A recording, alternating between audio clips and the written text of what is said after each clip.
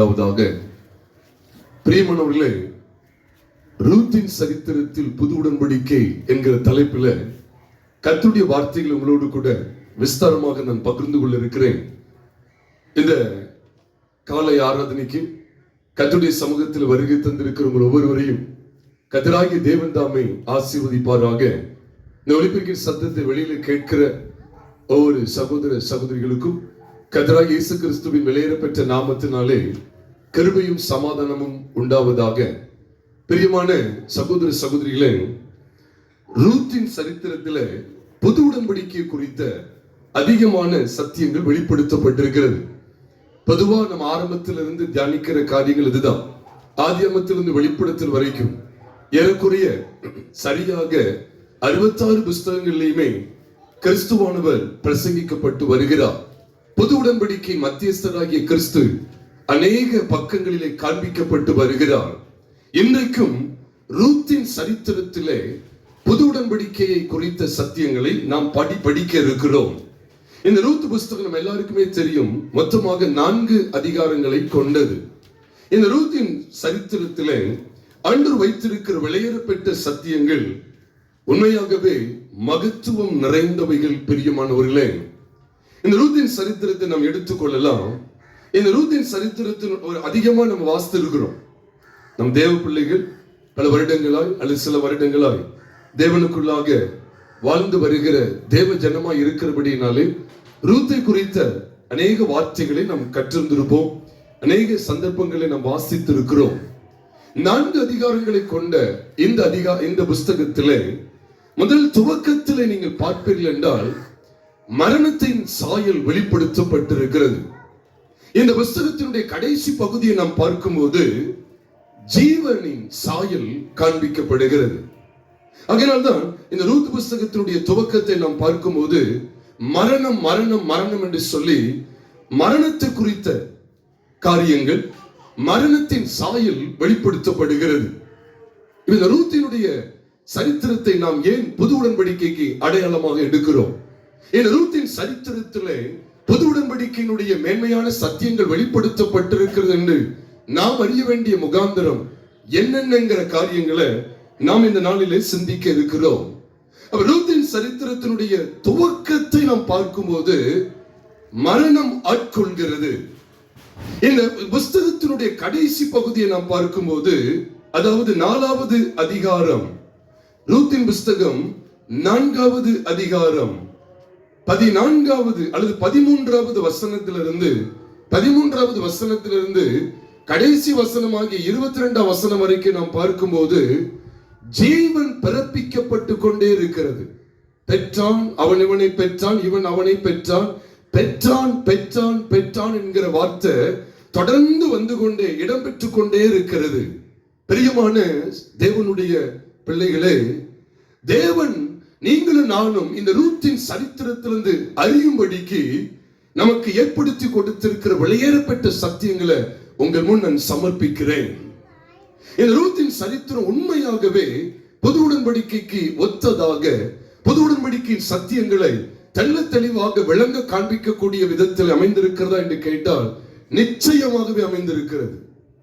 ஏனென்றால் வேதம் புது உடன்படிக்கையை குறித்த வெளியேறப்பட்ட சத்தியங்களை வெளிப்படுத்துகிற எபேசியர் 2வது அதிகாரம் 1 வசனத்திலிருந்து கடைசி வசனங்கள் வரைக்கும் பார்க்கும்போது புது உடன்படிக்கையின் சபையானது பாவங்களினாலும் சாபங்களினாலும், பாவங்களினாலும் அக்கிரமங்களினாலும் மரித்து போய் கிடந்த நம்மை அவர் உயிர்ப்பித்து அவர் சபையாய் கட்டி எழுப்பி வருகிறார், இருதரத்தாரையும் ஒன்றாக்குகிறார் என்கிற சத்தியங்களை எல்லாம் எபேசியர் 2வது அதிகாரம் முழுவதிலும் நாம் வாசிக்க முடியும்.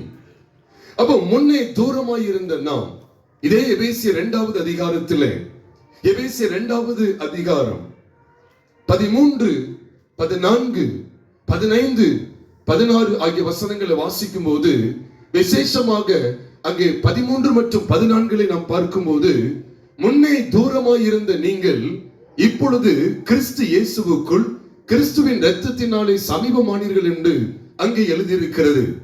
அப்ப தூரத்தில் இருந்த ஒரு கூட்டத்தை சமீபித்து கொண்டு வருகிறார். இப்ப நகோமி, எலிமெலைக்கு நகோமி அவருடைய 2 குமாரர்கள் மக்லோன் மற்றும் கிளியோன் என்பவர்களை குறித்த காரியங்களை எல்லாம் ரூத்தின் புஸ்தகத்திலே நீங்களும் நானும் நன்கு வாசித்திருக்க கூடும். ஆனால் முதல் பகுதியிலே மரணம் இடம்பெறுகிறது.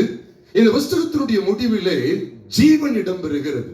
அப்ப மரணத்திலிருந்து ஜீவனுக்கு உட்படுகிறது தான் புது உடன்படிக்கையினுடைய உயர்தரமான சத்தியம்.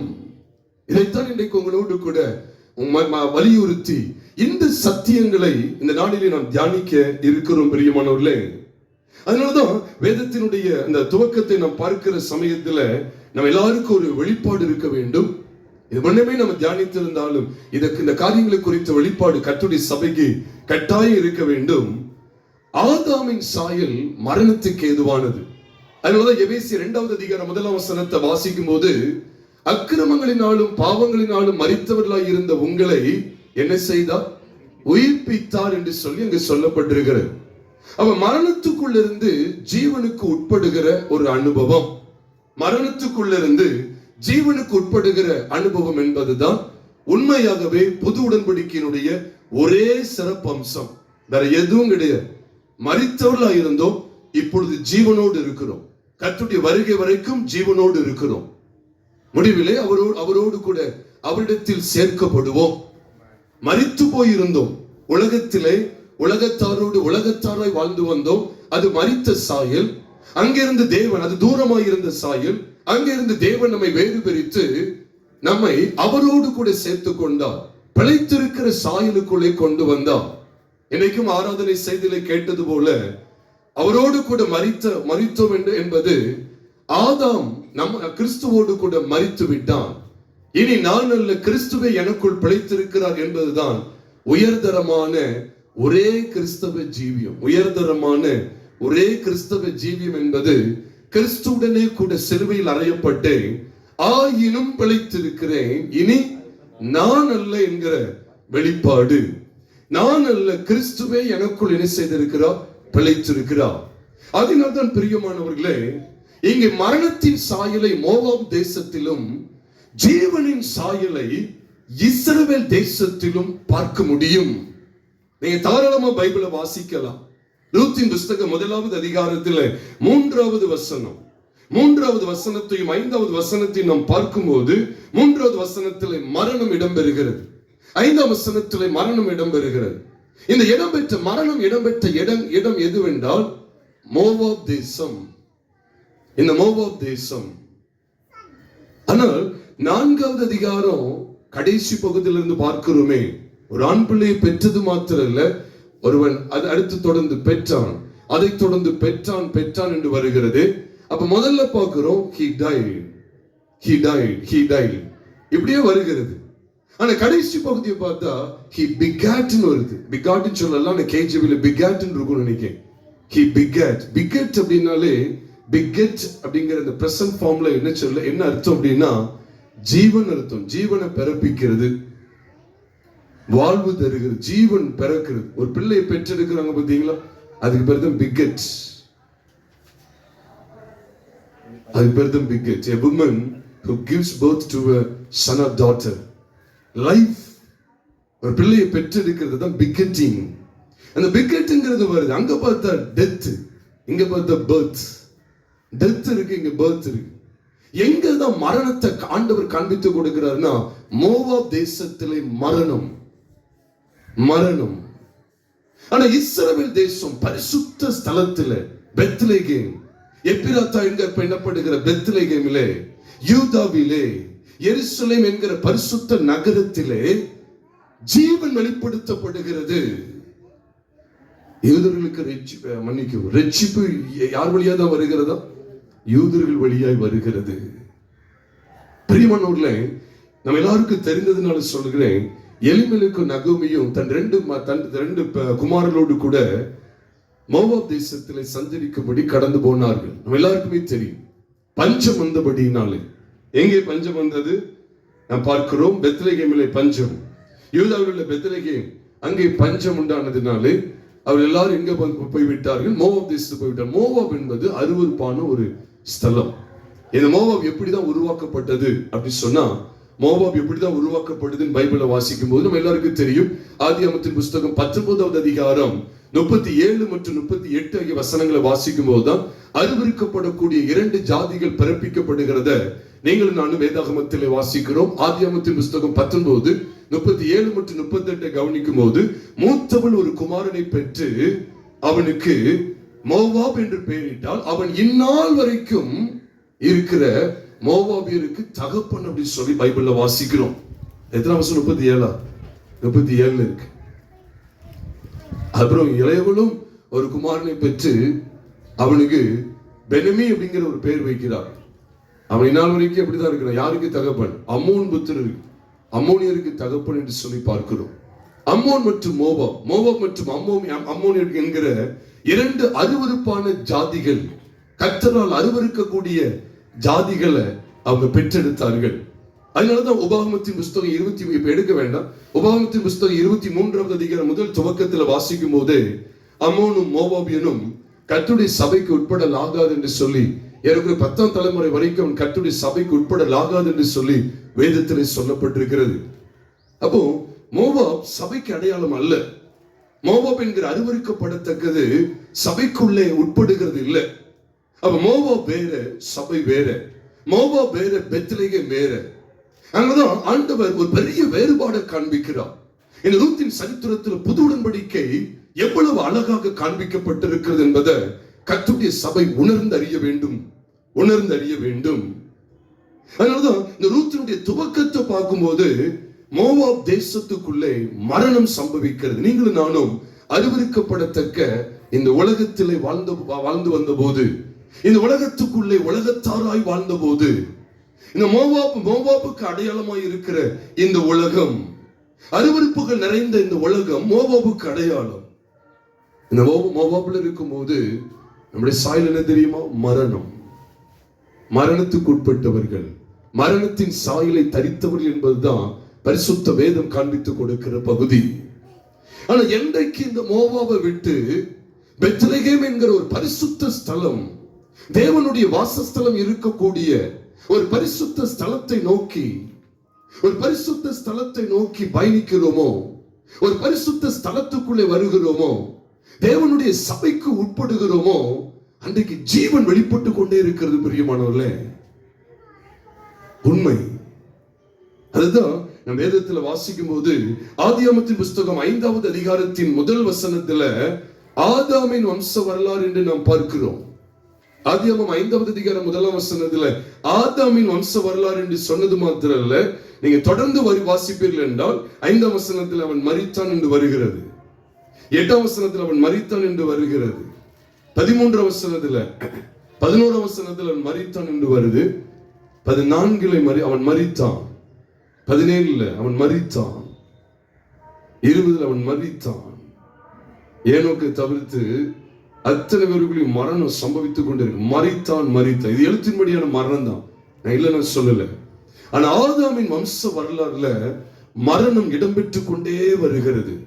In the generational genealogy of Adam, death takes place in every family அப்படிங்கறத நம்ம திட்டவட்டமா சொல்லுகிற அளவுக்கு ஆதாமின் வம்ச வழியில, ஆதாமின் வம்ச வரலாறுல மரணம் இடம்பெற்றுக் கொண்டே இருக்குது. உண்மையிலே சொல்றேன், இது எழுத்தின்படியான மரணம் தான். ஆனா அவன் மரித்தான் அப்படிங்கிறது, எலிமெலேக்கு மரிச்சது மரணம் தானே. நமக்கு அப்படியே கதையா சொல்றது அப்படின்னு பார்த்தா, எழுத்தின்படிதான் பார்க்கணும் அப்படின்னு பார்த்தா, இந்த பைபிள்ல ஒரு வார்த்தையை கூட நமக்கு என்ன செய்ய முடியாது, உரிமை பாராட்டவே முடியாது. இந்தியாவில் உள்ள சபைக்கு அல்லது தாளத்தில் உள்ள நேர்காணி சபைக்கு சொல்லி எங்கேயும் ஒரு வசனம் கூட நம்ம காண்பிக்க முடியாது. இது எல்லாமே நமக்கு திருஷ்டாந்தங்களாக காண்பிக்கப்பட்டிருக்கிறது. இது எல்லாமே பிரியமானவர்களே நமக்கு எச்சரிப்பு உண்டாகும்படி காண்பிக்கப்பட்டிருக்கிறது. இந்த வேத வசனங்கள் எல்லாமே நமக்கு நீதியை படிப்பிக்குதலுக்கும் அநேக விதமான படிப்பினைக்காகவும் எழுதப்பட்டிருக்கிறது. அப்ப முந்தின மனுஷன் ஆதாம், நம்முடைய பழைய மனுஷன் ஆதாம், நம்முடைய ஜென்ம சுபாவத்துக்குரிய மனுஷன் ஆதாம், நாம் கலைந்து போட வேண்டிய மனுஷன் ஆதாம். அந்த ஆதாமின் சாயல் எதுவா இருக்கிறது என்று பார்ப்பீர்கள் என்றால், அவனுடைய வம்ச வரலாறுல அடுத்தடுத்து காண்பிக்கப்படுகிற அந்த ஒரே வாக்கியம், அவன் மரித்தான், அவன் மரித்தான், அவன் மரித்தான், அவன் மரித்தான்.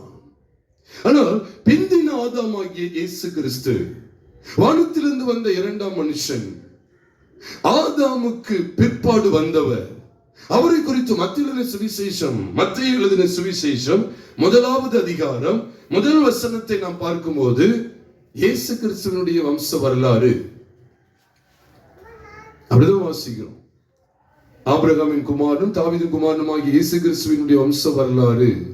அந்த வம்சாரில் இடம்பெற்று இருக்கிறதெல்லாம் பார்த்தா அவன் மரித்தான் என்று போடல, அவன் பெற்றான், அவன் பெற்றான், அவன் பெற்றான். ஒவ்வொரு ஃபேமிலி, ஒவ்வொரு குடும்பத்தினுடைய இந்த முடிவை பார்க்கும்போது ஜீவனை காண்பித்துக்கிட்டே இருக்கிறார்.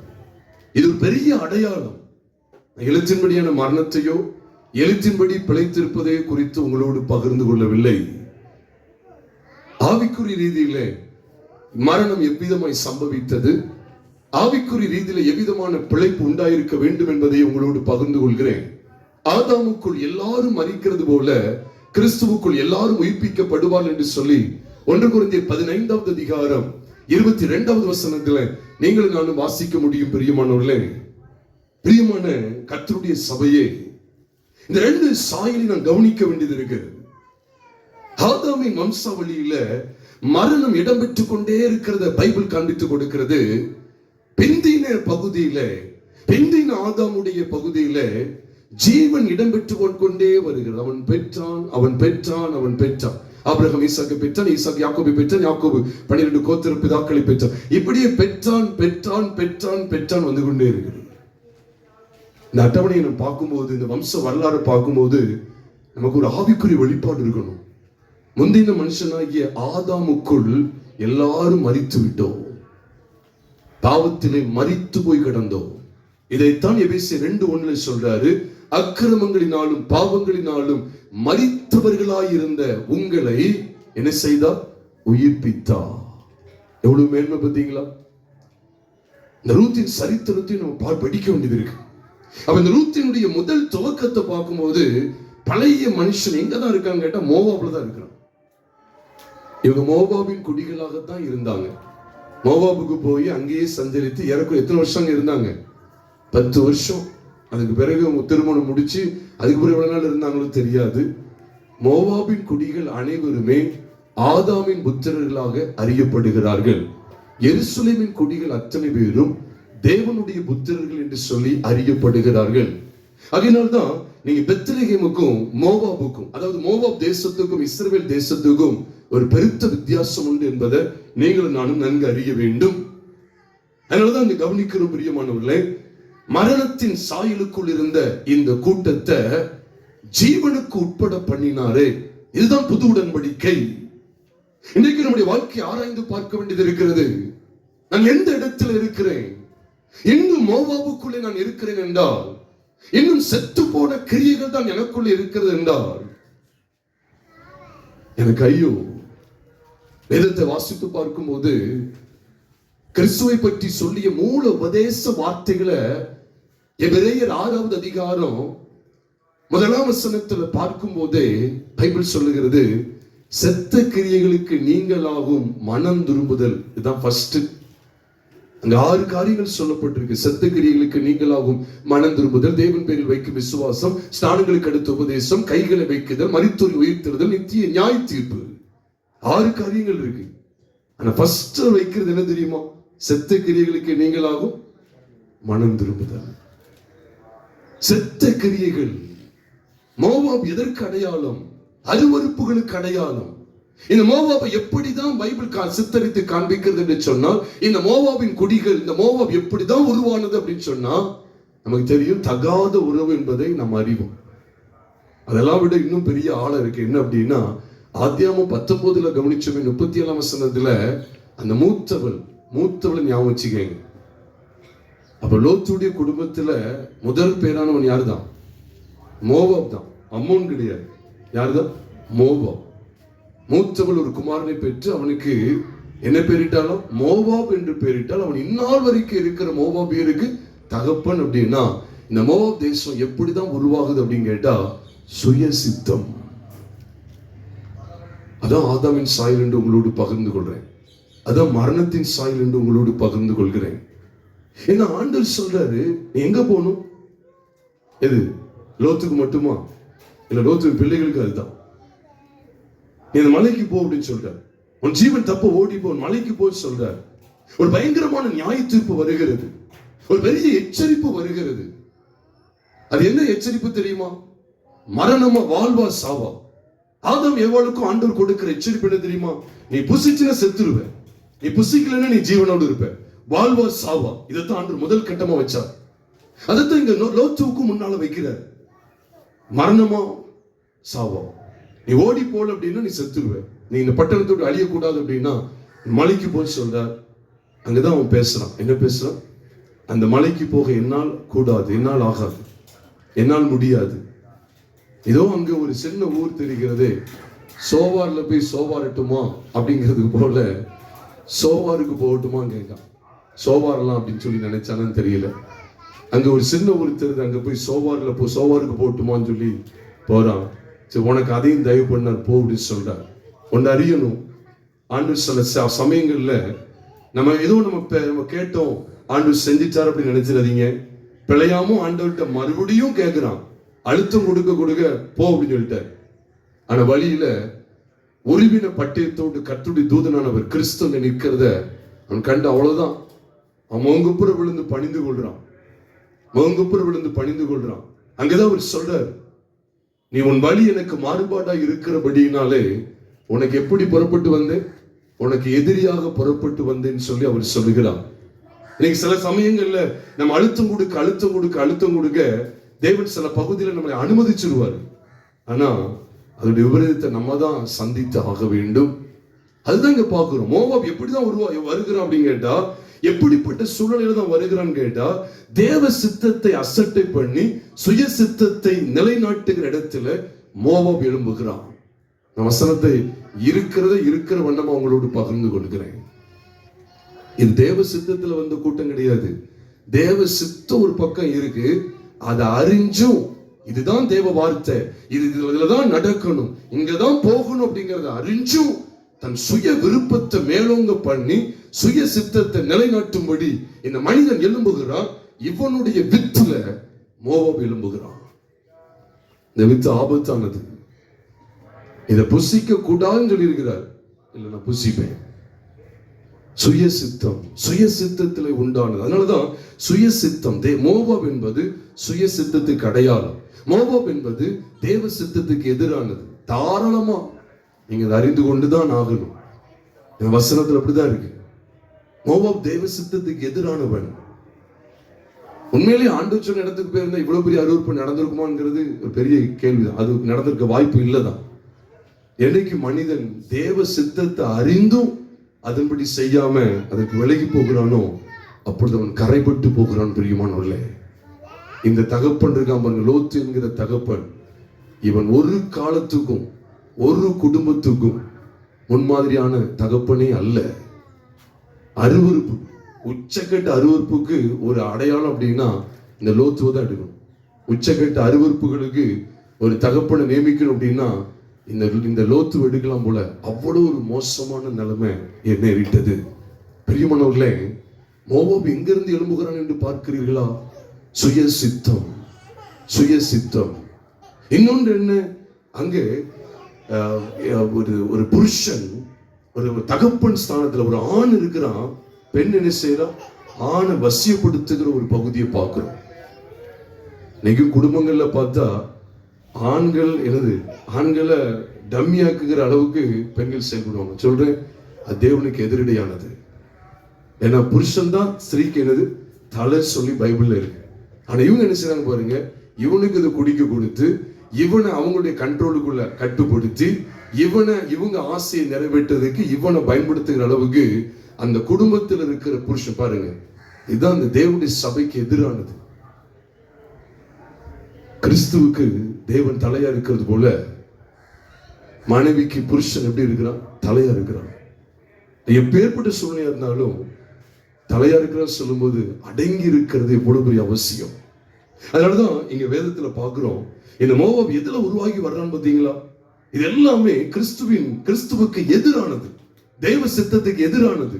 தேவ சித்தத்துக்கு விரோதமான நிலைமையில இந்த வித்து என்ன செய்யப்படுகிறது என்றால் பிறப்பிக்கப்படுகிறது. அதனாலதான் இந்த மோவாபை தேவன் நமக்கு காண்பித்து கொடுக்கும் போது இந்த மோவாபுக்குள் மரணம், எருசலேமுக்குள் ஜீவன், மோவாபுக்குள் மரணம், இஸ்ரவேலில் ஜீவன். ரூத்தின் சரித்திரத்தில் புது உடன்படிக்கை.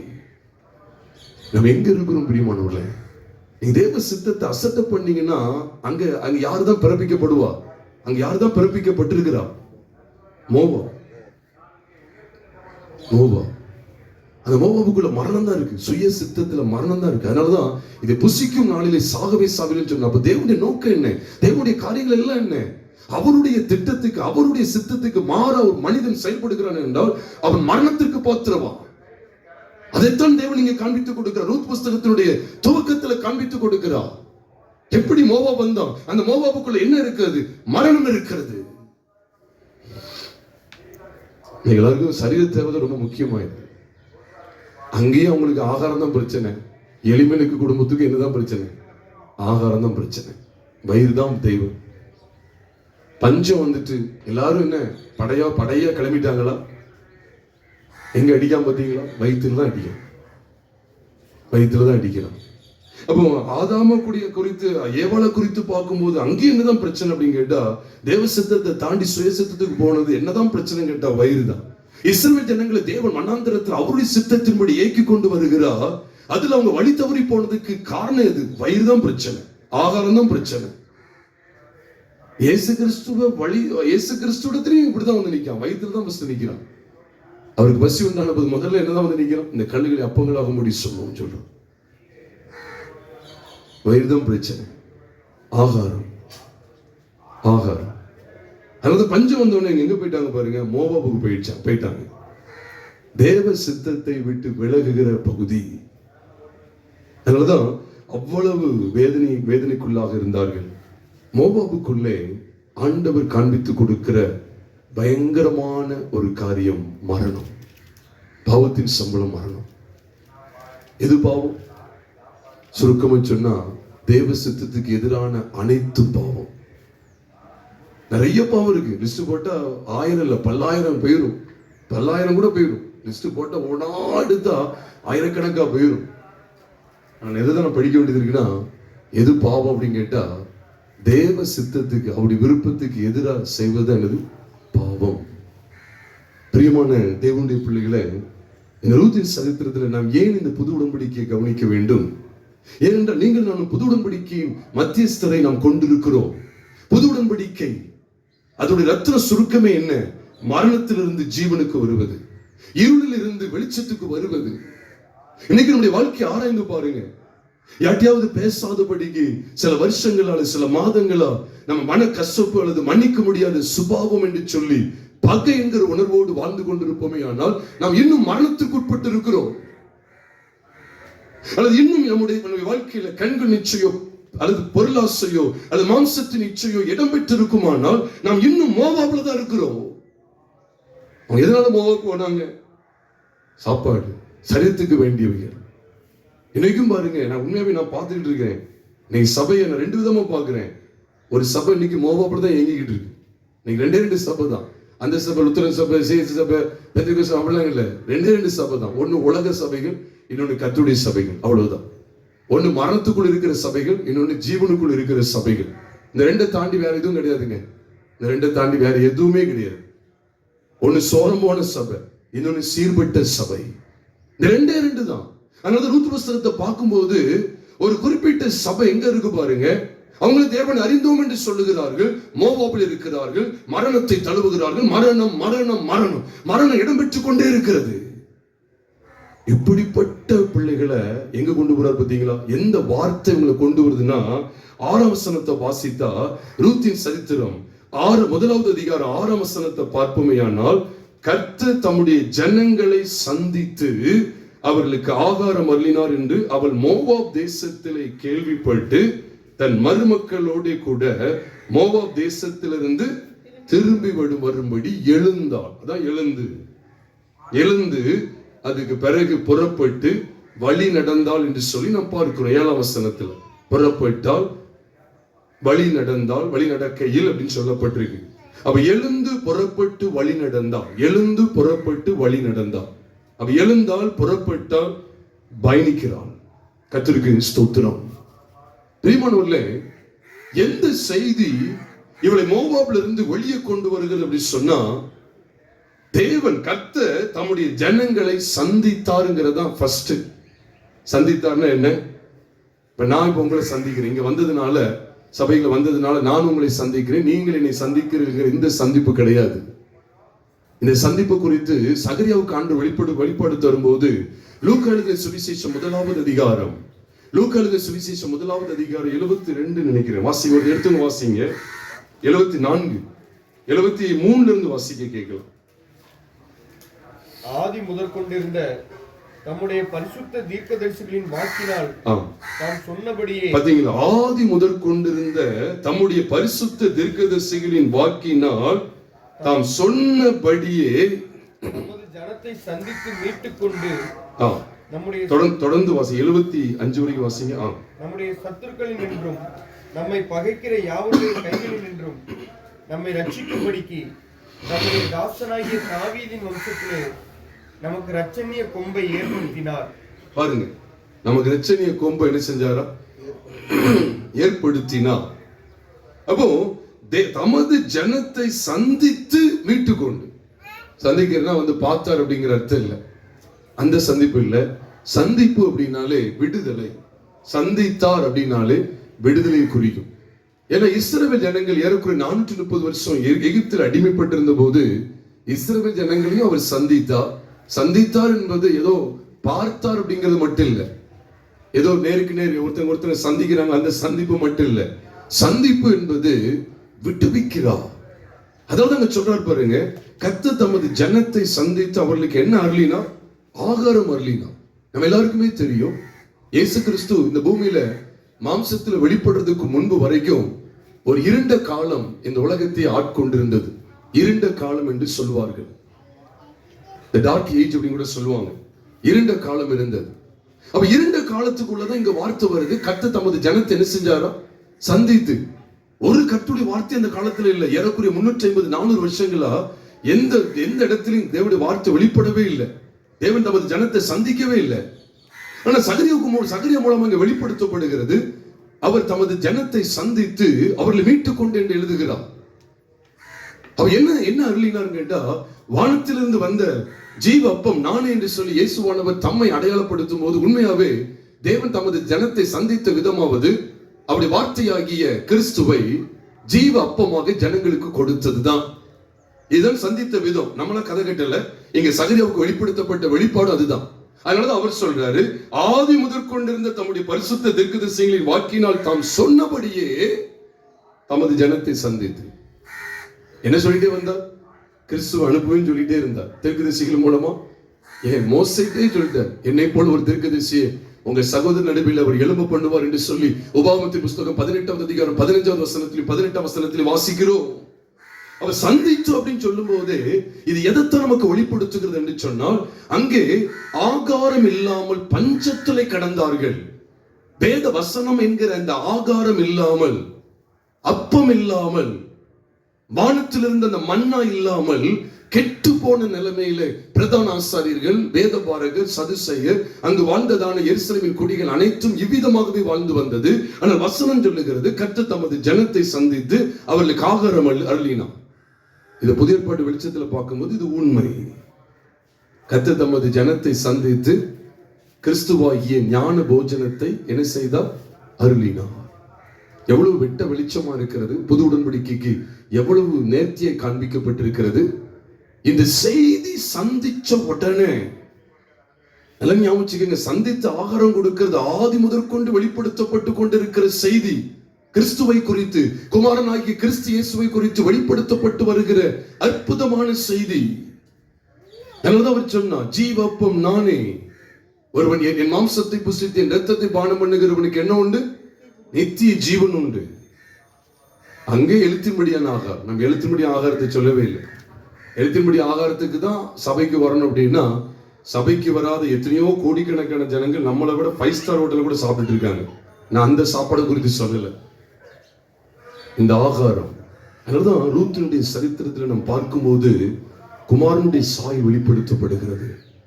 அவருடைய ஜனத்தை சந்தித்தார், ஆகாரம் அருளினார். இதுதான் புது உடன்படிக்கை. புது உடன்படிக்கை என்ன நடந்துச்சு? அன்னைக்கு அங்க ஆகாரமே கிடையாது. என்ன ஆகாரம் கிடையாது? தேவனுடைய வார்த்தைங்கிற ஆகாரமே இல்லை. ஆனா அந்த ஆகாரத்தை தேவன் தமது ஜனத்தை சந்தித்து ஆகாரம் இல்லைன்னா இதேதான் அங்கே இருக்கு. அப்ப குமாரனை குறித்த செய்தி ஒரு மனுஷனை, ஒரு மனுஷியை அசுத்தமான இடத்திலிருந்து எழும்ப பண்ணும். பிரியமானவர்களே, இதுதான் நம்ம அறிய வேண்டிய பிரகாரமாய் அறிய வேண்டிய செய்தி. குமாரனை குறித்த வெளிப்பாடு தேவன் தமது ஜனத்தை சந்திக்கிற முகாந்தரம் எவ்விதமாய் இருந்தது. நமக்கு ஒரு பாலகன் பிறந்தால், நமக்கு ஒரு குமாரன் கொடுக்கப்பட்டால், கர்த்தத்துவம் அவர் தோளின் மேல் இருக்கும். அவர் நாமம் அதிசயமானவர், அவர் ஆலோசனை கர்த்தர், வல்லமை உள்ள தேவன், நித்திய பிதா, சமாதான பிரபு என்னப்படும் என்று சொல்லப்பட்டிருக்கிறது. எவ்வளவு பெரிய தேவன்! ஞான போஜனம், ஞான பானம். அன்னைக்கு இஸ்ரவேல் ஜனங்களுக்கு ஆகாரமா இருந்தது யாருதான்? கர்த்தர் தமது ஜனத்தை சந்தித்து அவருக்கு ஆகாரம் அள்ளினாரா இல்லையா? இஸ்ரவேல் ஜன எகிப்தில் அடிமைப்பட்டு இருந்தாங்க. அவங்களை சந்தித்து வனாந்திரத்தில் ஆகாரம் அள்ளினாரா இல்லையா? ஆகாரம் யாருதான் சொல்லுங்க? கிறிஸ்து. நமக்கு பைபிள்ல இருக்கு. எல்லாரும் ஒருத்தர் விடாம, பைபிள் அப்படிதான் இருக்கு. இருக்கிறத விடமா சொல்றேன். எல்லாரும் ஒரே ஞான போஜனத்தை புசித்தார்கள். எல்லாரும் ஒரே ஞான பானத்தை குடித்தார்கள். அது எப்படி எனில், அவர்களோடு கூட சென்ற ஞான கண்மலையின் தண்ணீரை குடித்தார்கள். அந்த கண்மலை கிறிஸ்துவே. அவ இஸ்ரவேல் ஜனங்களோடு வனாந்தரத்துல ஆகாரமா இருந்தவர் யார்? சத்தமா சொல்லுங்களேன். கர்த்தராகிய இயேசு கிறிஸ்து. அங்க ஆகாரம் வேற, இன்னொரு இடத்துல ஆகாரத்தை மாத்திடுவாரா? இவர்தான் ஆகாரம். இவர்தான் நம்முடைய பஸ்கா. இவர்தான் நம்முடைய போஜனம். இவர்தான் நம்முடைய பானம். அதான் இயேசுவானவர் சொன்னார், அழிந்து போகிற போஜனத்திற்காக அல்ல, அழியாத நித்திய ஜீவன் வரைக்கும் நிலைநிற்கிற போஜனத்திற்காகவே கிரியை நடப்பீங்கள் என்று சொல்லி யோவான் 6வது அதிகாரத்தில் பேசுகிறார்.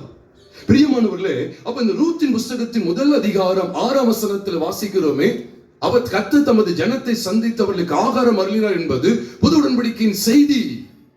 புது உடன்படிக்கை மத்தியஸ்தரை குறித்த வெளிப்பாடு நிறைந்த செய்தி. இந்த செய்தி காதுக்கு ஏற ஏற நீங்க வாசித்து அறியக்கூடிய அளவுக்கு ஆண்டு இந்த பரிசுத்த வேதாகமத்தை நமக்கு இவ்வளவு சிறப்பா கொடுத்துட்டாரு நம்ம மொழியிலேயே. ஆனா அந்த நாட்கள்ல இப்படி இருந்துச்சா? நகமி நாட்கள்ல கர்த்தருடைய வார்த்தை எப்படி அறிய முடியும்? பார்த்து அறிய முடியும். மோவாப் தேசத்துல ஒரு பைபிள் கிடையாது. Moabites had no Bibles அப்படிதான் சொல்லணும். அவங்கள்ட்ட எந்த பைபிளுமே கிடையாது. ஆனா செய்தி வருது, காதுக்கு வருது. கர்த்தர் தமது அவ குமாரனை குறித்த செய்தி மோவாப்ல இருந்து, சுய சித்தத்திலிருந்து என்ன செய்து ஜீவனுக்கு கொண்டு வருகிறது. மரணத்திலிருந்து ஜீவனுக்கு கொண்டு வருகிறது. இதைத்தான் பரிசுத்தவான்கள், பரிசுத்த தீர்க்கதரிசிகள், பரிசுத்த அப்போஸ்தலர்கள் திட்டவட்டமாய் ஜனங்களுக்கு காண்பித்து கொடுத்த சத்தியங்கள். அதனாலதான் அப்போஸ்தலனாகிய பவுலா இருக்கட்டும், யோவானா இருக்கட்டும், பேதுருவாக இருக்கட்டும், யாக்கோபாக இருக்கட்டும், யூதாவாக இருக்கட்டும், இவர்கள் எல்லாருமே தேவனால் எவ்விதமாய் வழிநடத்தப்பட்டார்கள். சபைக்கு வேண்டிய ஆகாரம் என்று சொல்லி அவர்கள் எவ்விதமான வார்த்தைகளை கொடுக்கும்படி பரிசுத்த ஆவியானவரால் ஏவப்பட்டார்கள் என்று சொன்னால், மரணத்திலிருந்து ஜீவன். நீ எந்த நிருபத்தினாலும் எடுத்துக்கங்க, சவாலிட்டே சொல்றேன், எந்த நிருபத்தினாலும் எடுத்துக்கங்க. ஒவ்வொரு நிருபத்திலுமே மரணத்திலிருந்து ஜீவனுக்கு உட்பட பண்ணுகிற காரியங்களையே காண்பித்து கொடுத்துக்கிட்டே வர்றார். அனைத்து நிருபங்களை காண்பித்து கொடுக்கப்படுற பாவங்கள் அனைத்தும் மரணத்துக்குள்ளானது. பாவத்திலிருந்து விடுதலை தருகிறார் பாருங்க, அது ஜீவனுக்குள்ளானது. அப்ப மரணத்திலிருந்து ஜீவன், மரணத்திலிருந்து ஜீவன், மரணத்திலிருந்து ஜீவன், மரணத்திலிருந்து ஜீவன் சொல்லி காண்பித்துக் கொண்டே வருகிறார். அதைத்தான் இந்த ரூத் புஸ்தகத்தில் வாசிக்கிறோம் பிரியமானவர்களே. ஏனென்றால் இந்த நகுமி யார் அப்படின்னு சொன்னா ஒரு யூத ஸ்திரீ. மறந்துடக்கூடாது, யூத ஸ்திரீ. ஆனா அந்த யூத ஸ்திரீயோடு இந்த ரூத் யாரு? புறஜாதி. நமக்கு தெரியும் எங்க பிறந்தவன்? மோவாப் தேசத்தில் பிறந்தவன். இந்த யூத அப்ப அவ புறஜாதி. இப்போ யூதனும் புறஜாதியும் பயணிக்காங்க. ஆனா இடையில கொஞ்சம் பிரேக் ஆகுது. ஒரு பால் போயிட்டா. இப்ப இவளையும் போதான் போறா, இவளும் கூட நடக்க முடியாது. ஆனா புது உடன்படிக்கையுடைய வெளிச்சம் என்ன தெரியுமா? இருதரத்தாரையும் ஒன்றாக்கி. அதாங்க பாக்குறோம். எபேசியர் 2வது அதிகாரத்துக்கு வரும்போது, எபேசியர் 2வது அதிகாரம் 15வது வசனத்தை நாம் பார்க்கும்போது, சட்டதிட்டங்களாகிய நியாய பிரமாணத்தை தம்முடைய மரணத்தினாலே, தம்முடைய மாம்சத்தினாலே ஒழித்து இருதரத்தாரை என்னாக்கிட்டாரா? ஒன்றாக்கி. நீங்க 15ல இருந்து தாராளமா வாசிக்கலாம். 15, 16, 17, 18. எல்லா வசனங்களையும் வாசித்தீங்கன்னா இருதரத்தார் எப்படி ஆக்கிடுவாரு? ஒன்றாக்கி. அது எதனாலதான் முடியுமா பாருங்க, அழகா போட்டுருக்கு. இருதரத்தாரை ஒன்றாக்கிட்டார். அதுக்கு முன்னால வரைக்கும் அவங்க கூட இருந்த மாதிரி தான் இருக்காங்க. ஆனா அது நிச்சயம் இல்லாம இருந்துச்சு. ஒரு நாள் பாத்தீங்களா, தன் மாமியை முத்தமிட்டு அவள் போய்விட்டார். அது உண்மையிலேயே கூட வருகிறதுக்கான அடையாளமே இல்லை. அவளுடைய வருகை உண்மையிலே போலியானதுதான். ஆனா ஒரு இடத்துல என்ன செய்து தீர்மானிக்கப்படுது. இப்பதான் நம்ம பாக்குறோம் பிரியமானவர்களே, மரணத்திலிருந்து ஜீவனுக்கு போகிறாங்க பாத்தீங்களா, பிரயாசப்படுறாங்க பாத்தீங்களா. இந்த பாதையில தான் தேவன் நமக்கு காண்பித்து கொடுக்கிறார். யூதன் என்றும் கிரேக்கன் என்றும் வித்தியாசம் இல்லை. இப்ப அவ ஒரு கிரேக்கத்துக்கு அடையாளம். ஏன்னா அவ புறஜாதி, ரூத் புறஜாதி. ஆனா நகமையோடு என்ன செய்து விட்டாள் என்றால் இணைந்து விட்டாள். நகமையோடு இணைந்து விட்டாள். ஒரு யூத ஸ்திரீ, புறஜாதி யூதனோடு இணைந்து. அதனாலதான் இங்க நாம் பார்க்கிறோம் இருதிரத்தா. எபேசியர் 2வது அதிகாரம் 15 தொடர்ந்து பார்க்கும்போது அங்க சொல்லப்பட்டிருக்கு, இருதிரத்தாரையும் தமக்குள்ளாக ஒரே புதிய மனுஷனாக சிருஷ்டித்து இப்படி சமாதானம் பண்ணி. 16ஆம் வசனத்தை பாருங்க, பகையை சிலுவையினால் கொன்று அதனாலே இருதிரத்தாரையும் ஒரே சரீரமாக தேவனுக்கு ஒப்புரவாக்கினார். அது என்ன? அதனாலே, சிலுவையினாலே, சிலுவையில் அவர் மரித்ததினாலே, குமாரனுடைய மரணத்தினால யூதனை புறஜாதியோடு இணைத்து விட்டார். புறஜாதியை யூதனோடு இணைத்து விட்டார். எவ்வளவு பெரிய ஸ்லாக்கியம் பாருங்க. குமாரனுடைய மரணத்துல நடக்கு. நம்ம ஏற்கனவே கூட தியானிச்சிருக்கிறோம். நோவாவுடைய பேலை எதுக்கு ஒப்பனையா இருக்கு? நமக்கு தெரியும். 1 பேதுரு 3வது அதிகாரம் 20-21 வாசிக்கும் போது அது எதுக்கு ஒப்பனையா இருக்கு? ஞானஸ்தானத்துக்கு ஒப்பனையா இருக்கு. அவ நோவாவுடைய பேழையில பயணித்து வர்றவங்க யார் பயணிச்சு வர்றாங்கன்னு பாருங்க. சேம் காம் யாப்பேத். விசேஷமா நோவாவுடைய பிள்ளைகள் 3 பேரை பார்க்கிறோம். சேம் காம் யாப்பேத். இந்த 3 பேரும் ஒன்னா பயணிக்கிறாங்க. எதுல? ஞானஸ்நானத்துல. ஞானஸ்நானம் என்ன? கிறிஸ்துவோடு கூட அடக்கம் பண்ணப்படுது. கொலோசியர் 2:12 சொல்லுது, ஞானஸ்நானத்திலே அவரோடு கூட அடக்கம் பண்ணப்பட்டவர்களாகவும் அதிலே மரித்தோரிலிருந்து எழுப்பின தேவனுடைய செயலின் மேலுள்ள விசுவாசத்தினாலே அவரோடு கூட எழுந்தவர்களாகவும் இருக்கிறீர்கள் என்று சொல்லி ஞானஸ்நானாலே கிறிஸ்துவோடு கூட அடக்கம், கிறிஸ்துவோடு கூட எழுந்திருக்குது. நல்ல கவனிச்சுவாங்க. அப்ப இந்த சத்தியங்கள்ல இவங்க பயணிக்காங்க. யாரு? சேம் காம் யாப்பேத். நோவாவுடைய மனைவி, இவங்க 3 மனைவிமார்கள். ஆக மொத்தம் 8 பேர் இதை பயணிச்சுக்கிட்டே வர்றாங்க. சேம குறித்து நமக்கு தெரியும். சேம் சந்ததியில தான் அடுத்தடுத்த சந்ததி வரும்போது சேம குறித்து வேதம் சொல்லுது. சேமுடைய சந்ததியில தான் ஆபிரகாம் வர்றார். அப்படிதான் நம்ம லூக்கா எழுதின சுவிசேஷம் 3வது அதிகாரத்துல இயேசு கிறிஸ்துவினுடைய வம்ச வரலாறை குறித்து படிக்கிற பகுதியில லூக்கா 3வது அதிகாரம் கடைசி 10 வசனங்களை வாசிக்கும் போது சேம் சந்ததியில தான் யார் வர்றா? ஆபிரகாம், ஈசாக்கு, யாக்கோபு, 12 கோத்திரங்கள் எல்லாமே, யூதா எல்லாமே இதெல்லாம் வர்றாங்க. சேம் சந்ததியில தான் வர்றாங்க. அப்ப நம்ம இந்த சந்ததியா இருப்போம். கண்டிப்பா சபிக்கப்பட்டு காம் சந்ததியா கானானா இருக்கலாம், அல்லது யாப்பேத்தா இருக்கலாம். உண்மைதானே? அப்ப யூத வம்சவழி எந்த சந்ததியை தான் தொடுது? சேம தான் தொடுது. அப்ப 3 பேரும் பிள்ளைகளும் 3 திசைக்கு அப்படி திரும்ப அப்படி பிரிஞ்சு போறாங்க. 3 அங்கங்க அப்படி போறாங்க, பரவுறாங்க. நம்ம எல்லாருக்கும் தெரியும். ஆதியாகமத்தின் புஸ்தகம் 10வது அதிகாரத்துல இந்த பிள்ளைகளுடைய, அதாவது 9வது அதிகாரம், ஆதியாகமம் 9வது அதிகாரம் கடைசி பகுதியிலிருந்து 10வது அதிகாரம் முழுமையை வாசிக்கும் போது இந்த யாப்பேத்தின் குமாரர், காமின் குமாரர், சேமின் குமாரர் எல்லாத்தையும் குறித்த வெளிச்சங்கள் காண்பிக்கப்பட்டிருக்கிறது. அங்கங்க பிரிந்து போறாங்க. ஆனா லூக்கால எழுதும் போது அந்த யூத வம்சத்தை தொடக்கூடிய சந்ததி எதுன்னு கேட்டா சேமின் சந்ததி. அப்ப நம்ம கட்டாம எந்த சந்ததி தான் இருப்போம்? மொத்தமே உலகத்துல அந்த 3 பேர் தானே. நோவாவுக்கு பிறகு யாரு தான்? சேம் காம் யாப்பேத். இவங்க மூலமா எடுத்த சந்ததி வருது. அப்ப நம்ம கண்டிப்பா எதுக்குள்ளதான் இருப்போம். நம்ம யூதர்கள் இல்லைன்னா கண்டிப்பா எதுக்குள்ளதான் இருப்போம், காம் அல்லது யாப்பேத். அப்ப தேவன் என்றைக்கே இந்த வெளிப்பாடை வச்சிருக்கிறார் பாருங்க. அன்றைக்கு இந்த ஒரே பேழையில, ஞானஸ்நானம் என்கிற ஒரே பேழையில, குமாரனுடைய மரணம், அடக்கம் மற்றும் உயிர்த்தல் என்கிற இந்த ஒரே பேழைக்குள்ளாக இருதரத்தாரையும் ஒன்றாக்கிட்டாரா? நீங்க தான் படிக்கணும். இது ஆழ்ந்த சத்தியம். ஞானஸ்தானத்தை குறித்து பழைய ஏற்பாடுல யாருக்கும் தெரியாது. ஞானஸ்தானம் என்னன்னு தெரியாது. ஆனா பேதுருக்கு வெளிப்படுத்துறாரு. அந்த பேரை ஞானஸ்தானத்துக்கு அடையாளம் சொல்லி 1 பேதுருவின் புஸ்தகம் 3வது அதிகாரம் 20-21 சொல்லுது, அந்த ஆவிகள் பூர்வத்திலே நோவா பேழை ஆயத்தம் கொண்டும் நாட்களில் தேவன் நீடிய பொறுமையோடு இருந்த போது கீழ்ப்படியாமல் போனவைகள். அந்த பேழையிலே சிலராகி 8 பேர் மாத்திரம் பிரவேசித்து ஜலத்தினாலே காக்கப்பட்டார்கள். அதற்கு ஒப்பனையான ஞானஸ்நானமானது. எப்படி எழுதுறாரு பாருங்க. அப்ப ஜலத்துல காக்கப்பட்டாங்க 8 பேர். அந்த 8 பேரை பைபிள் எப்படி காமிச்சு கொடுக்க பாருங்க. அந்த 8 பேர் காப்பாற்றப்பட்டாங்க.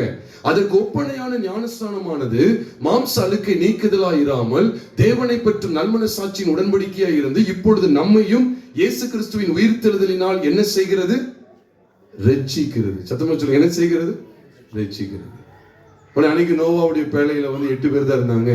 இன்னைக்கு இந்த காலத்துல 10 பேர் தான் போவாங்க அப்படிங்கிற அர்த்தம் இல்லை. நமக்கு முன்னால எத்தனையோ ஆயிரக்கணக்கான பரிசுத்தவான்கள், ஏன் லட்சக்கணக்கான இரத்த சாட்சிகள் கூட இருக்காங்க. ஒரு சில லட்சம் கூட இருக்கலாம் இரத்த சாட்சிகள், கொத்து கொத்தா மறிச்சிருக்காங்க. அவங்களும் அங்கதான் போவாங்க. அதனால 8 பேருங்கிறது அந்த அர்த்தத்துக்காக சொல்லப்பட்டதல்ல, சொற்பமானதுதான். நான் அது இல்லைன்னு சொல்லல. ஆனா என்ன அர்த்தத்துக்காக வெளிப்பாடா காண்பிக்கப்பட்டிருக்குன்னா, யூதன் கிரேக்கன், யூதனும் புறஜாதியும். பாருங்க, ஒட்டுமொத்த உலக சந்ததிகளுமே அதுக்குள்ளதான் பிரவேசிச்சு வந்துட்டு இருக்கு. அப்ப பாருங்க, உண்மைதானே? நீங்க ஆராய்ந்து பாருங்க. சேம் சந்ததியில யூத வம்சம் வருதுன்னா நம்ம எல்லாரும் கண்டிப்பா காமா இருக்கணும், யாப்பை தரணும். வேற யார் இருக்கா பூமியில? வேற பூமியில யார் இருக்கா?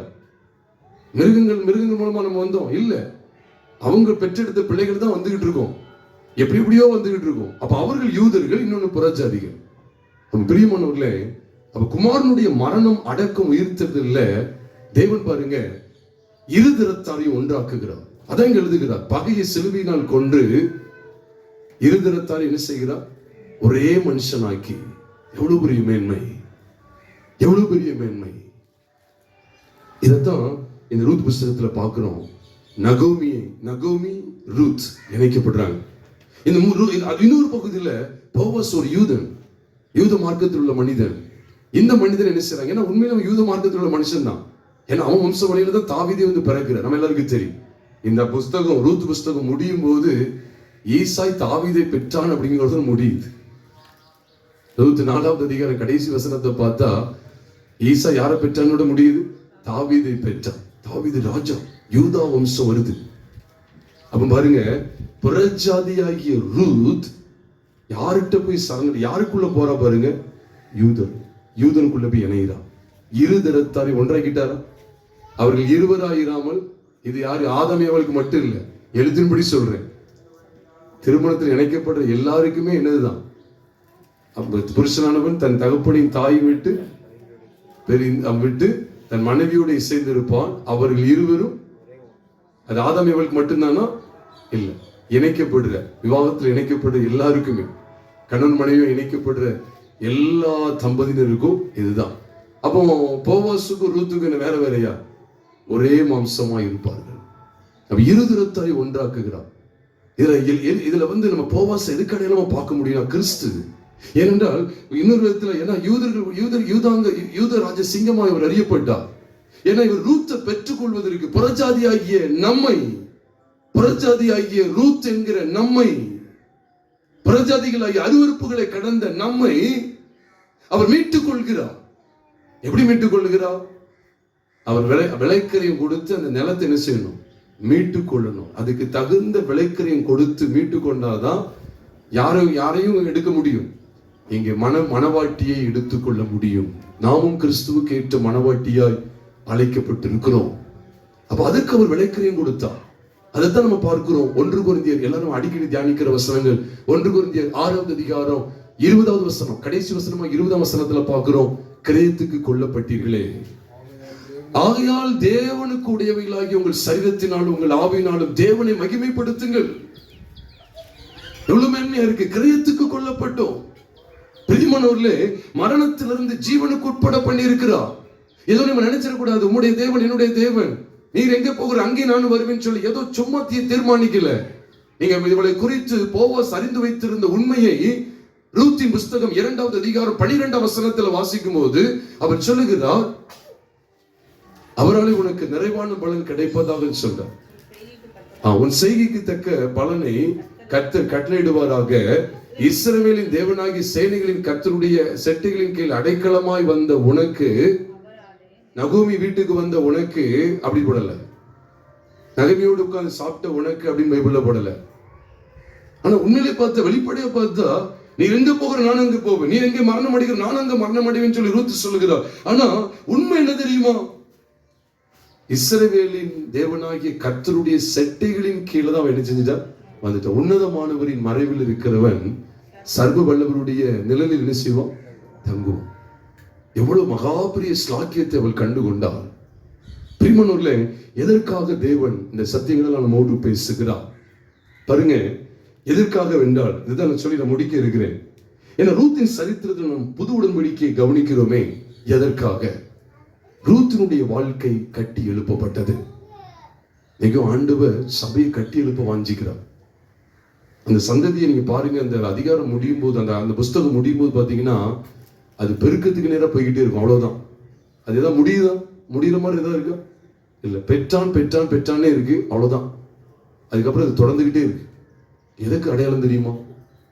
இந்த சபையானது அநேகரை பெற்றெடுக்கிற, அதான் சீயோன் பிரசவ வேதனைப்படுகிறதா, பிள்ளை பேருக்கு அடையாளமா இருக்கிறது. சீசனை குறித்து அதான் சொன்னா, உலகம் சந்தோஷப்படும், நீங்களும் அழுது புலம்புவீர்கள், ஆனாலும் உங்கள் துக்கம் சந்தோஷமாக மாறி சொல்லிட்டு உடனே சொல்ற பிரசவப்படுகிற ஸ்திரீ பாருங்க. அவள் தன் ஒரு பிள்ளையை பெற்றதுக்கு பிறகு அப்புறம் அதை என்ன செய்யறது இல்லை, அந்த வேதனையை நினைக்கிறது இல்லை. இதே போலதான் சபை இருக்குதான். அவ சபை என்ன செய்யுதுன்னா பிள்ளைகளை பெற்றெடுக்குது. அது பேறு காலத்துக்கு உரியதுன்னு சொல்லியே நம்ம பைபிள்ல ஏசாயா புஸ்தகத்துல வாசிக்கும் போது வெளிப்பாடு கிடைக்கும். அப்ப சீயோன் என்ன செய்யணும்? பிள்ளைகளை பெற்றெடுக்கணும். அது வளர்ச்சி அடைகிற அனுபவம். அது பெருக்கத்துக்கு அடையாளமா இருக்கிறது. வளர்ச்சி அடையணும். மணவாளனாகிய கிறிஸ்துவோடு இணைக்கப்பட்ட மணவாட்டியாகிய நீங்களும் நானும், மணவாட்டியாகிய சபையாகிய நீங்களும் நானும் கர்த்தருக்குள்ளாக வளர்ந்து பெருக வேண்டும். என்ன செய்யணும் தெரியுமா? கரைப்படுத்துகிற மோவாவை விட்டு நான் எழும்ப வேண்டும். சுயசித்தத்தில் ஸ்தாபிக்கப்பட்டிருக்கிற சுயசித்தத்தினால ஒட்டுமொத்த மோவாவுடைய ஒட்டுமொத்த உருவமே எது தெரியுமா? சுயசித்தம். அதுதான் அடையாளம் தெளிவா சொல்லியாச்சு. அந்த மலைக்கு போன்னு சொல்றாரு, இல்ல நான் அதுக்கு கீழே தான் இறங்குவேன் அப்படின்னு சொல்லி சொல்றேன். இல்லப்பா ஒரு வீட்டுக்கு வந்து புருஷன் தான் தலையா இருக்கான்னு பார்த்தா, இல்ல நான் அவன் தலையில ஏறி மிதிப்பேன். லோத்துவ இவங்க அடக்கி கொண்டு வந்தாதான் யார் பிறப்பா? மோவா. இது எல்லாமே தேவனுடைய கற்பனைக்கு, தேவனுடைய திட்டத்துக்கு எதிரானது. இந்த எதிரான அதான் மோவாப் இதற்கு அடையாளமா இருக்கிறான்.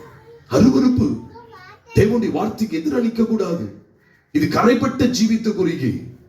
இந்த மோவாப் குறித்து ஒரு 20 வருஷத்துக்கு முன்னாடி கேள்விப்படும் போது விதமா சொல்லி கொடுத்தாங்க. மோவாப் அப்படின்னு சொன்னா விக்கிரங்களுக்கும் வேசித்தனத்துக்கும் பேர் போனது அப்படின்னு சொல்லி கொடுத்தாங்க. ஒரு வயது மூத்த ஒரு வாத்தியார் இப்படி சொல்லி கொடுத்தார். மோவாப் அப்படின்னா ஒரு சாப்பிள் சொல்லி கொடுத்தாங்க. மோவாப் அப்படின்னா ஒரு ஆமா ஒரு 20 வருஷம் 22 வருஷம் நினைக்கிறேன், நான் நினைக்கிறேன். அப்போ அது வந்து இதுக்கு அடையாளமா இருக்கு, விக்கிரங்களுக்கும் வேசித்தனத்துக்கும் அடையாளம் சொல்லி கொடுத்தாங்க. எது தேவபக்தி? முன்னால பட்டையை போட்டிருந்தேன், இப்போ வந்து என்னது சிலுவை வச்சு ஒரு டாலர் போட்டிருக்கேன்னு சொல்றதா பக்தி? நான் கோயிலுக்கு போனேன், இப்போ ஆலயத்துக்கு போனேன்னு சொல்றதா பக்தி? பைபிளை வாசித்து பாருங்க, பைபிள் எவ்வளவு அழகா இருக்கு பாருங்க. நம்ம எல்லாரும் நியாய பிரமாணத்துக்குரியவங்க இல்லை, சுயாதீன பிரமாணத்துக்குரியவர்கள். யாக்கோபு அதை குறித்து எழுதும்போது சொல்றார். யாக்கோபு 1வது அதிகாரம் 26, 27, 28 வாசிக்கும் போது, கடைசி 3 வசனங்களை வாசிக்கும் போது சொல்றார், சுயாதீன பிரமாணமாகிய பூரண பிரமாணத்தை உற்று பார்த்து அதிலே நிலைத்திருக்கிறவனே கேட்கிறதை மறக்காமல், பாருங்க, கேட்கிறதை மறக்காமல் என்ன செய்வானா? கேட்கிறது மறக்கிறவனா இராமல் தன் செய்கிற பாக்கியவானா இருப்பான். கேட்கிறதை மறக்கிறவனா இராமல் அதற்கேற்றபடி செய்கிறவனாய் இருந்து தன் செய்கையில் பாக்கியவனாய் இருப்பான். உங்களில் ஒருவன் தன் நாவை அடக்காமல், இன்னும் நம்ம மோவாப்ல உட்கார்ந்துட்டு இருக்கோம், தன் நாவை அடக்காமல் தன் இருதயத்தை வஞ்சித்து தன்னை தேவபக்தி உள்ளவன் என்று எண்ணினால் அவனுடைய பக்தி வீணாயிருக்கும். அவனுடைய தேவபக்தி வீணாயிருக்கும். அதை சொல்லிட்டு தான் அவர் சொல்லி முடிக்கிறாரு, திக்கற்ற பிள்ளைகளும் விதவைகளும் படுகிற உபத்திரவத்தில் அவர்களை விசாரிக்கிறதும் உலகத்தால் கரைபடாதபடிக்கு தன்னை காத்துக் கொள்ளுகிறதுமே பிதாவாகிய தேவனுக்கு முன்பாக மாசில்லாத சுத்தமான பக்தியாக இருக்கிறது. உலகத்தால் கரைபடாதபடிக்கு, அதான் கவனிக்கணும், உலகத்தால் கரைபடாதபடிக்கு சுயாதீன பிரமாணமாகிய அந்த பூரண பிரமாணத்தை உற்று பார்த்து அதிலே நிலைத்திருக்கிறவனே. அப்படிதான் சொல்லுது. நம்ம கேட்கிறோம், மறந்துருதோம். செலிபிரிட்டி உபதேசம் கேட்கறதுனால நம்ம பூரணப்பட்டவங்க கிடையாது. சத்தியத்தை கேட்கறனால பூரணப்பட்டவங்களே கிடையாது. அதுபடி ஜீவிக்கிறவங்க தான் என்னது பூரணப்பட்டவங்க. அதனால அவர் சொல்றார், கேட்காது மறக்கிறவனாய் இராமல் அதை கேட்டபடி செய்கிறவனாய் இருந்து தன் செய்கையில் வாக்கியவன். உலகத்தால் கரைபடாதபடிக்கு தன்னை காத்து கொள்ளுகிறதுமே பிதாவாகிய தேவனுக்கு முன்பாக எப்படிப்பட்ட பக்தியா இருக்குதான்? மாசில்லாத சுத்தமான பக்தியா இருக்கிறது. எவ்வளவு மேன்மை அறிய வேண்டுமே. ரூத்தை நாம் பார்க்கும்போது, ஐயோ, மரணத்துக்குள்ள இருந்த இந்த குடும்பம், மரணத்துக்குள்ள இருந்த சுயசித்தம் கொண்ட இந்த மோவாபுல மரணத்துக்குள்ள இருந்த இந்த குடும்பத்தை, மரணத்தையே பார்த்து வந்த, மரணத்தின் சாயலால் பிடிக்கப்பட்டிருந்த இந்த சாயலுக்குள்ளான குடும்பத்தை தேவன் ஜீவனுக்கு நேராய் கொண்டு வந்தாரே. அதனால இந்த புஸ்தகத்துடைய முடிவுல பார்க்கிறோம். எவ்வளவு பெரிய மகிழ்ச்சி பார்த்தீங்களா? துக்கத்துல ஆரம்பிக்கிறது உற்சாகத்துல முடியுது. பிள்ளையை பெற்றெடுக்கிறது எவ்வளவு பெரிய சந்தோஷம் பாருங்க. பெற்றான் வரும்போது சந்ததியா இதெல்லாம் பார்க்கும்போது ஆண்டவர் எதை வெளிப்படுத்துறார் பார்த்தீங்களா? நீங்களும் நானும் மரணத்துக்கு உட்பட்டவர்களாக இருந்தோம், தேவன் நம்மை ஜீவனுக்கு உட்பட பண்ணியிருக்கிறாரே. இப்படிப்பட்ட சாக்கியத்தை எண்ணினவர்களா ஆண்டவரே, இந்த ரூத் புஸ்தகத்தில் நாங்கள் விதமா இந்த சத்தியங்களை கவனிக்கிறோமே.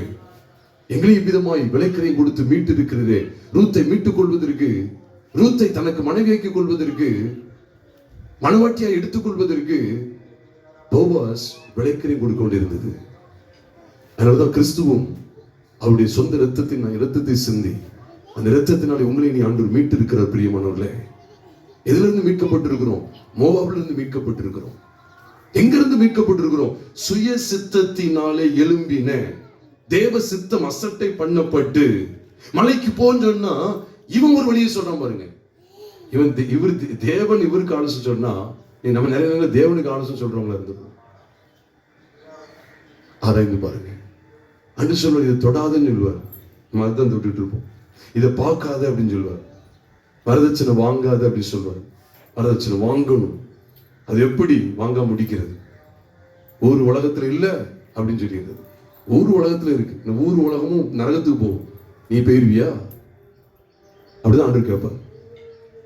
ஒரு உலகத்துல இல்ல அப்படின்னு கேட்கிற மாதிரி இல்ல. உலகம் தான் ஜாதி பார்க்குது, கிறிஸ்தவங்களும் ஜாதி பார்க்கறாங்க. இது அயோக்கியத்தனம். நீ மோவாபில தான் இருக்க, நீ சபைக்கு போறது வேஸ்ட். ஜாதி பார்க்கிறது, 4 நட்சத்திரம் பார்க்கிறது, வரதட்சணை வாங்குறது, நாள்தோறும் பொருளாசை பணாசையில பிடிக்கப்பட்ட நிலைமையில இருக்கிறது. இந்த லட்சணத்தோடு நீ சபைக்கு போறதுலாம் வேஸ்ட்.